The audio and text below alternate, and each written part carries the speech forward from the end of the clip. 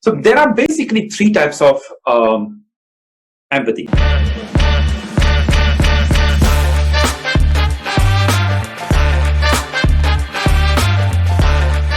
Empathy, okay.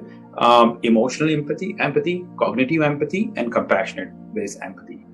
Let me start with cognitive empathy, and then we'll build up the rest of the two empathies.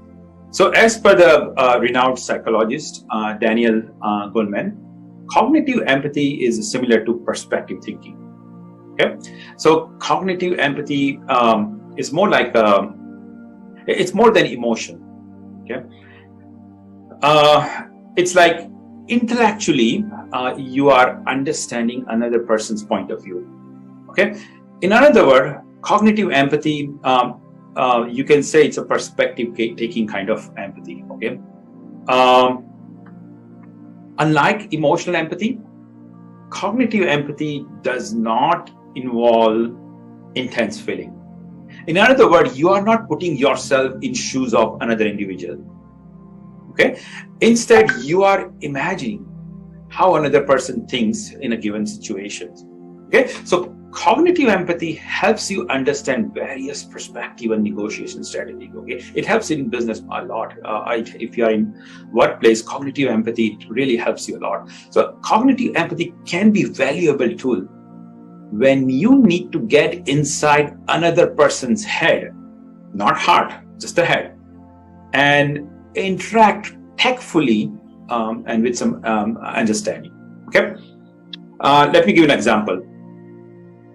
So let's say one of your classmates fails in let's say math exam. Okay, and you are his or her best friend. During recess, your friend is crying, and you just try to sit next to that person and you say, okay, I understand your disappointment. Next time, try working hard and you will succeed, right? So that could be intellectually you are working with that person. You are not offering anything. You are just saying, look, I see that you are not happy. You are not happy that you flunked in math exam, right? So in cognitively, you are dealing with that person. Now, same thing you can say a teacher who failed the students in math exam cannot be emotionally attached, right? She just needs to be fair in her assessment. So cognitive empathy can help you when you want to get inside another person's head. So just understand that bottom line. Okay. Now let's talk about emotional empathy. We talked about cognitive empathy. The second type of empathy is emotional empathy. So emotional empathy, to me, it's a bottom line is that you feel, I feel. Very simple, just remember, okay? You can feel a person's emotions. So an empath is someone who can engage emotionally and mentally with others. Okay, so a person with emotional empathy understands what others are going through, what are their pain points, and what they need as an emotional level. An example: a mother smiles at 2 months old baby, and a baby is responding with a similar smile. It's contagious. Okay, it's a small example, but it's emotional empathy. Your loved one is in pain and crying, and you are just sitting over there sharing and feeling the same feeling. Okay, and then try to understand, spend some time with that person, and try to put yourself into your friends or your loved ones' shoes. A person with emotional empathy needs to. One of the things I find out many times that, and this is based on my experience working with the students, that if you are too much sensitive, or if you don't know how to control your emotional empathy, you could get into trouble. You could be overwhelmed or exhausted. I mean, you can listen to your friend or your loved one's pain. That's one thing.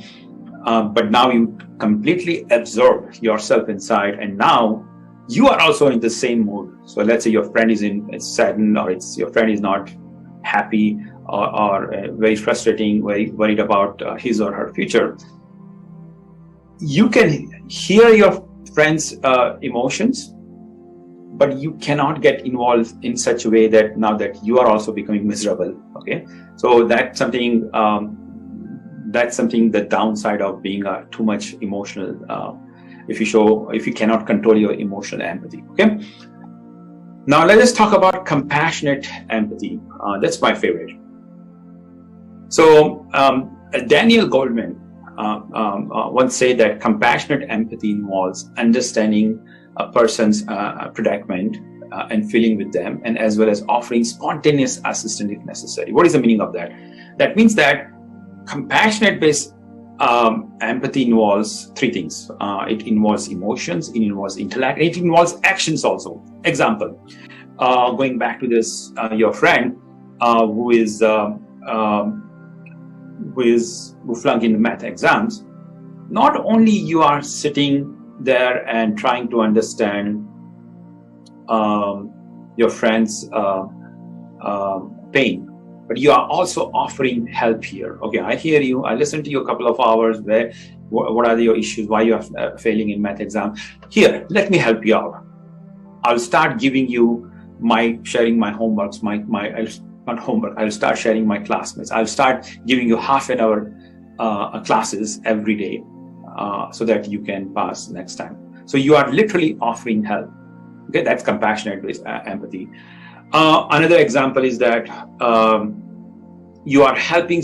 You are in grocery store, and you see an elderly person carrying grocery bags. So you are just going there, approaching that person, and then you are helping that person to load or unload their groceries. Okay. Another is that somebody wants to pass the traffic signal, and that person is scared. You are helping that person. So again, you are.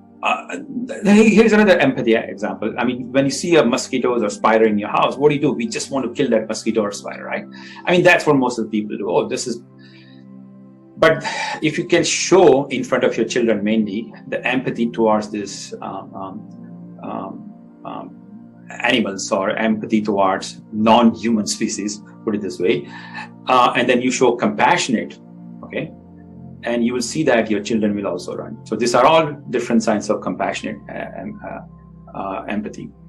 Nowadays in corporate world, compassionate based leaderships, it's very happening. Most of the corporate executives are getting trained on compassionate based leadership. So again, compassionate based empathy involves connecting the mind and heart.